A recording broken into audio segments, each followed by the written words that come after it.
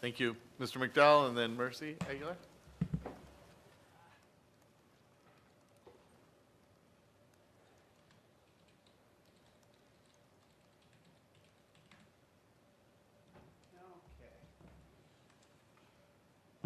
So all day today and over the last week, I've been listening to expert witnesses in the medical industry and law enforcement explain consent, expert witnesses that work for the city, work for the medical industry, and they don't understand consent in the workforce or consent at home or mutual agreement for incident reporting.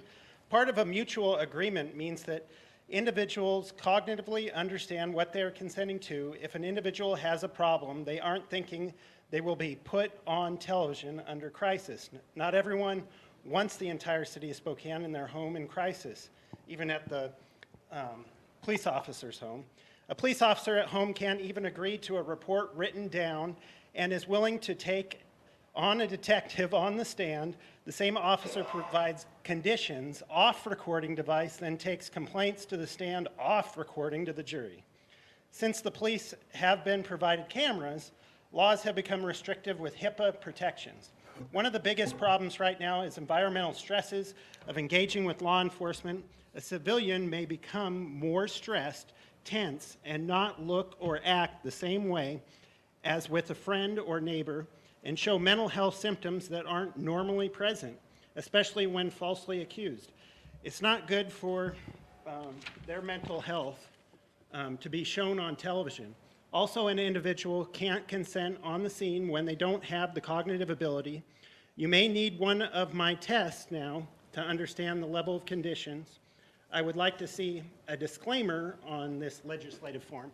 So right now, you can't just push agree or disagree. You have to understand what's in that contract. You have to cognitively understand that contract to move to the next part of the contract, to move to the next part of the contract. You can't just sign your signature and say, now you can use memory programs or my products. You have to read in detail, and that contract proves that you do have the cognition to understand what you're agreeing to.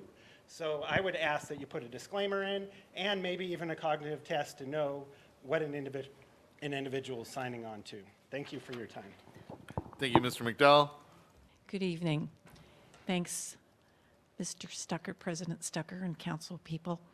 I guess I have a fair amount of concern here. We all have bias.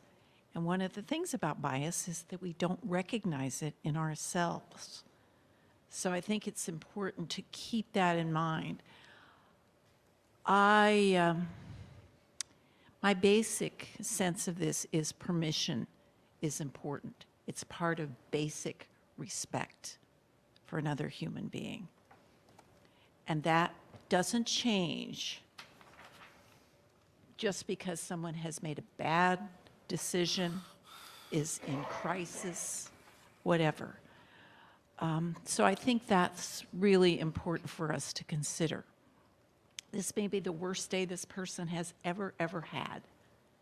And are we going to say, oh, we're going to film you, and we're going to film you without permission, and then it gets in the hands of other people who make the decision about how it's distributed for commercial purposes.